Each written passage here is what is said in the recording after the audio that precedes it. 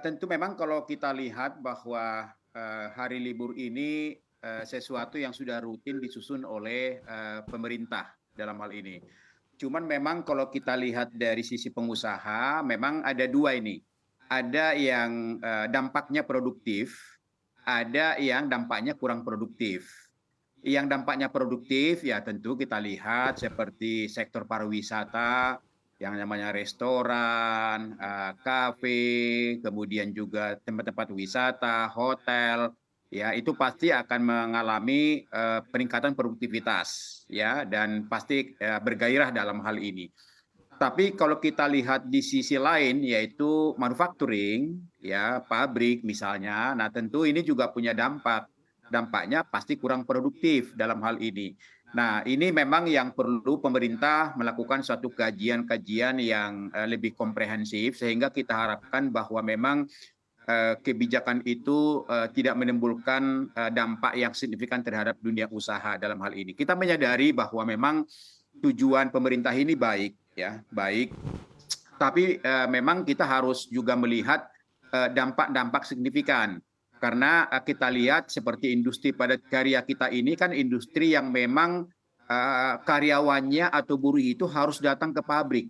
Karena mereka harus bersentuhan dengan alat-alat yang ada di sana dalam hal ini. Sehingga memang agak sulit ya, kalau agak sulit produktifnya kalau memang dilakukan hari libur yang panjang seperti ini. Karena kalau kita lihat tahun ini hampir 27 hari ya, 27 hari liburnya dan itu masih berpotensi nantinya kalau misalnya pemilu kita ada lagi putaran kedua, artinya ada peluang 2024 itu jumlahnya hampir sebulan loh.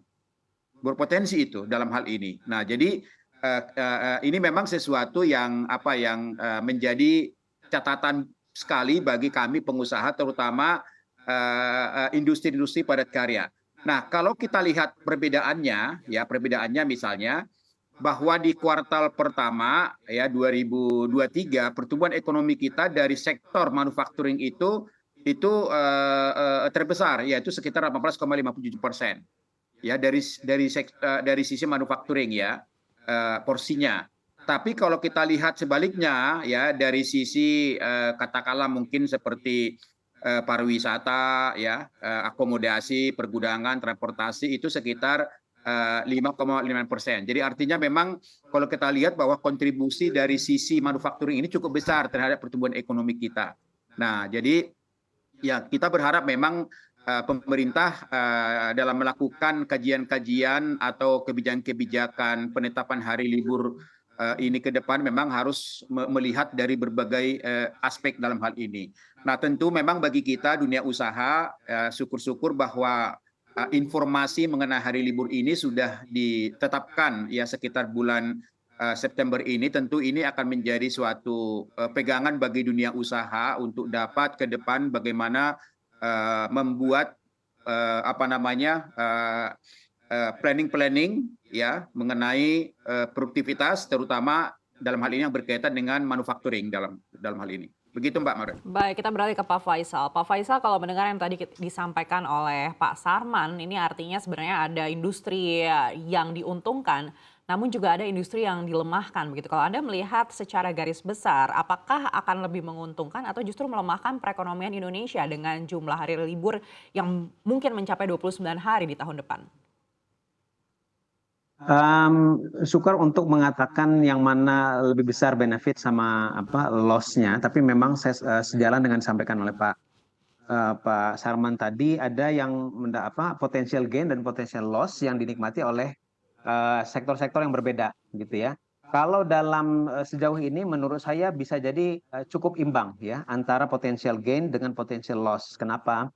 Jadi yang potential gain-nya itu bisa didapatkan pada sektor-sektor tadi perdagangan ya, akomodasi, hotel, penginapan, kemudian penyediaan makanan minuman, kafe, restoran dan lain-lain, dan juga mungkin usaha mikro ya yang bisa mendapatkan keuntungan dengan adanya orang berlibur misalnya begitu ya.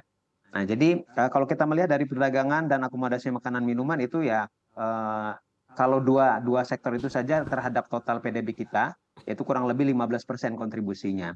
Tapi jangan lupa yang mikro. Mikro ini juga banyak sekali. Jadi bisa jadi lebih besar ya potensial gainnya daripada itu.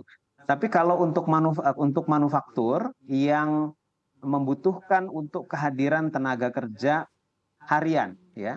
Jadi ketika ada hari-hari cuti tentu saja ini kalau industrinya atau pabriknya itu juga harus libur, maka ini berarti produksinya akan berkurang sejalan dengan seberapa banyak, seberapa lama hari cuti tersebut.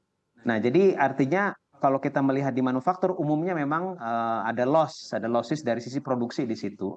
Nah, kalau kita melihat bandingkan secara umum saja kontribusi sektor manufaktur itu 20% gitu ya. Jadi artinya kalau tadi 15%, 20%, nah sekilas sih kalau dari secara kasar saja lebih banyak yang potensial loss-nya ya. Tapi kalau kita perhitungkan tadi yang usaha mikro ini yang potensial gainnya bisa jadi lebih tinggi sebetulnya. Nah, tapi jangan lupa juga ya selain manufaktur itu ada juga jasa-jasa yang berkaitan dengan pelayanan masyarakat ya. Nah, seperti pendidikan, kesehatan, keuangan gitu ya. Di samping yang tadi yang merupakan pelayanan pemerintah ya, administrasi pemerintahan. Nah, ini kan yang swasta juga tidak sedikit ya, yang di jasa pendidikan, kesehatan, keuangan dan lain-lain ini.